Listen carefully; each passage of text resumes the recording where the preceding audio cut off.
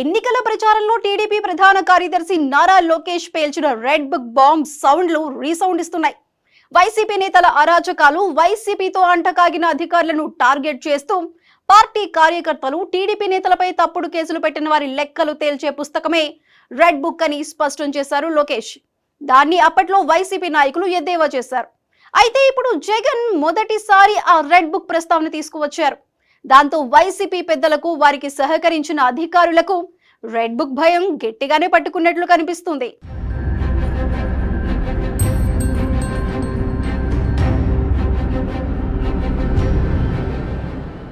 వైసీపీలో red book కలకలం మొదలైంది. యువగళం పాదయాత్ర సమయంలో ప్రస్తుత మంత్రి ఈ రెడ్ బుక్ గురించి ప్రకటించారు.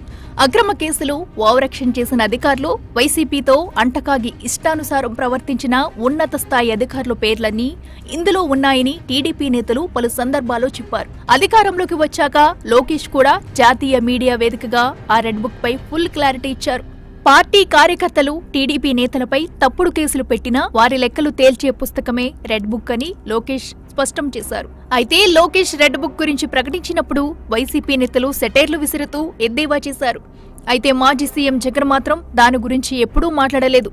ఆయనెప్పుడు ఈ రెడ్ బుక్ వ్యవహారంపై స్పందించిన దాఖలాలు లేవు. తాజాగా నెల్లూరు సెంట్రల్ జైల్లో ఉన్న మాజీ ఎమ్మెల్యే పిన్నెల్లి రామకృష్ణారెడ్డిని పరామర్శించడానికి 25 లక్షలు ఖర్చు పెట్టుకుని వచ్చారు మాజీ ముఖ్యమంత్రి. పిన్నెల్లిని కలిసొచ్చాక మీడియాతో మాట్లాడిన జగన్ ఈ రెడ్ బుక్ పై తొలిసారి స్పందించారు.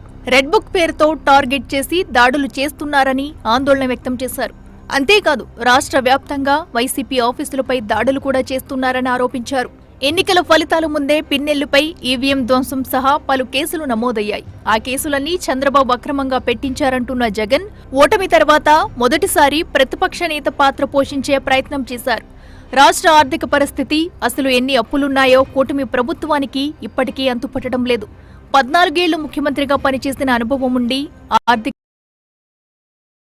శాస్త్రంలో పోస్ట్ గ్రాడ్యుయేషన్ చేసిన అపర చాణక్యుడు సీఎం చంద్రబాబే గత 5 ఏళ్లలో ఏం జరిగిందో అర్థం కావడం లేదంటున్నారు. ఇలాంటి పరిస్థితిలో కూడా 1వ తేదీనే పింఛన్లు పంపిణీ చేసింది కూటమి సర్కార్. ఎన్నికల్లో హామీ ఇచ్చినట్లు పెంచిన మొత్తాలతో ఇంటింటికి వెళ్లి డబ్బులు అందజేసింది.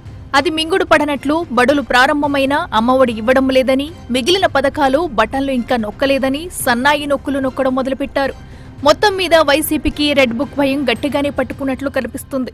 ఆ తడబాటుతోనే పిన్నెల్లికి జగన్ క్లీన్ చిట్ ఇచ్చేస్తున్నారన్న అభిప్రాయం వ్యక్తమవుతుంది.